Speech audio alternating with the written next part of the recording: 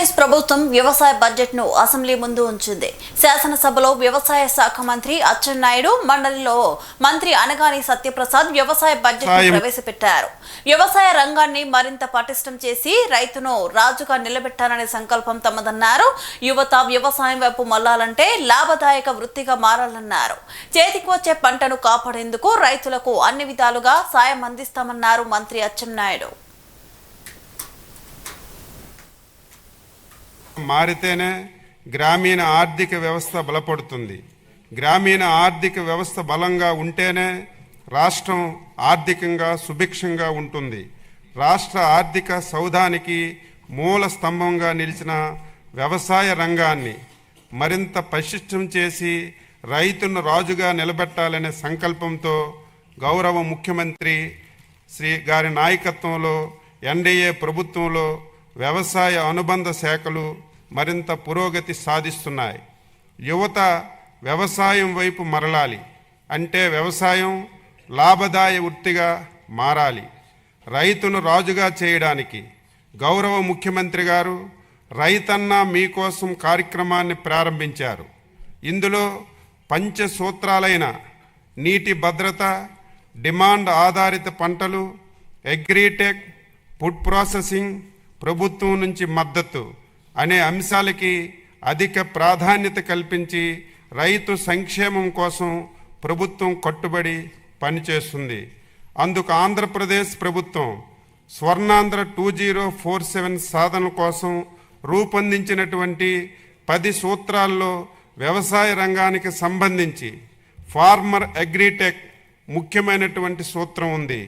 Deep technology, artificial intelligence, internets of things, drones, robotics, ఉపగ్రహ ఆధారిత వ్యవస్థల వంటి ఆధునిక సాంకేతికల ద్వారా వ్యవసాయాన్ని లాభసాయకంగా మార్చడానికి అధిక ఆదాయ రంగంగా తీర్చిదిద్దేందుకు గౌరవ ముఖ్యమంత్రి గారు దిశానిర్దేశం చేస్తున్నారు. వ్యవసాయం లాభసాటిగా మారితేనే భారతదేశం యొక్క వ్యవసాయ రంగం వృద్ధి రేటు 0.80% కాగా మన ప్రభుత్వం తీసుకున్న చర్యల వలన మన రాష్ట్ర వ్యవసాయ రంగం వృద్ధి రేటు 7.83%గా నమోదయ్యింది. దేశ వ్యవసాయ రంగం ఉత్పత్తిలో ఆంధ్రప్రదేశ్ రాష్ట్ర వాటా 10% అని గర్వంగా తెలియజేస్తున్నాను. అధ్యక్ష, ఆంధ్రప్రదేశ్ రాష్ట్రం జిఎస్డిపి వ్యవసాయం మీద 57,406 కోట్ల రూపాయలు అందించింది. వృద్ధి రేటు పరంగా చూస్తే 3.91%గా నమోదైంది. స్వర్ణాంధ్ర 2047 లక్ష్య సాధనంలో భాగంగా ఈ రంగంలో 15% వార్షిక వృద్ధి రేటు సాధించేందుకు 11 వ్యవసాయ పంటలను గ్రోత్ ఇంజిన్లుగా గుర్తించాం. ప్రతి రైతు కుటుంబానికి సంవత్సరానికి 20,000 చొప్పున అన్నదాత సుఖీభవ పిఎం కిసాన్ పథకం కింద 2025-26 సంవత్సరంలో 2 విడతల వరకు 46.86 లక్షల మంది రైతు కుటుంబాలకు 6,309.44 కోట్ల రూపాయలు చెల్లించాం. 2026-2027 సంవత్సరం గాను 6,600 కోట్ల రూపాయలు బడ్జెట్లో ప్రతిపాదించాం.